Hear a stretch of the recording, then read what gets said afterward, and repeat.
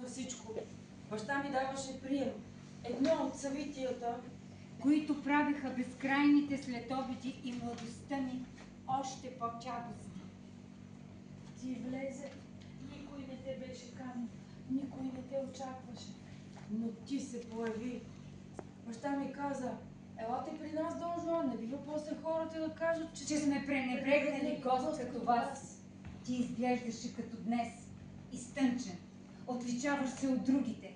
Елегантен, циничен, истински черен диамант. Гледах в друга посока, но виждах само те. А ти се правеше, че не ме виждаш. И всеки път, когато погледът ти ме пренебрегваше, Аз се чувствах по-красива. На масата беше годеникът ми. Погледна го и за първи път го видях, стори ми се недодяло. Всичко от него издаваше Селякът, който се е издигнал. И точно в този момент, когато бях готова да се самосъжалявам, ти ме погледна. какво имаше в очите ти? Те изгаряха градта ми, разкъсваха роклята ми.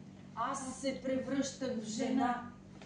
Не разбирам как никой наоколо не го забеляза, но въздухът около нас се беше в каменя. Лицата едно след друго изчезваха. И на Този свят не съществуваше нищо друго, освен нас двамата. Когато вечерята приключи, ти стана и се доближи до мен. И когато за малко да попаднем в прегръдките си, ти пъхна в ръката ми Една бележка. Не знае кое ме смути повече. Бележката или доперът на нашите ръце. Отидох настрани, за да прочета бележката. Тя беше кратка, страстна, като желанието ти.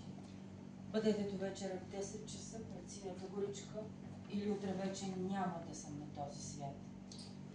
Среща. Забранена. На лунна светлина. Тогава започна да ме охажваш.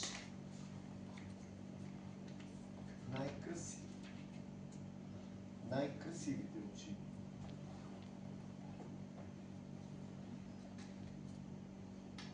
Най-красивата уста. Прибирай, Марта.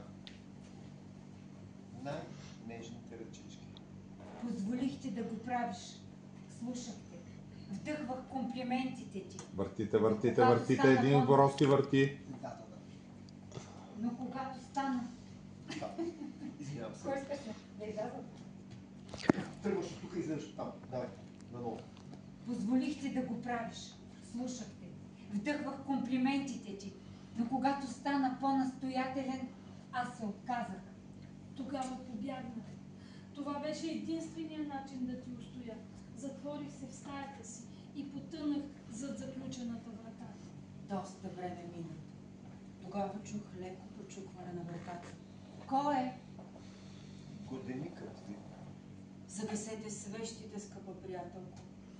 Не бих искал да оскърбя вашето целомъдрие. Добави ти преди да влезеш. И аз го сторих. Тогава Ти ме целуна. Тръгвайте да въртите. Притисна ме до себе си. Марта, обратно Не бе. можех да си поема дъхт. И после се намлекихме на леглото. Ние До тук. Добре, окей.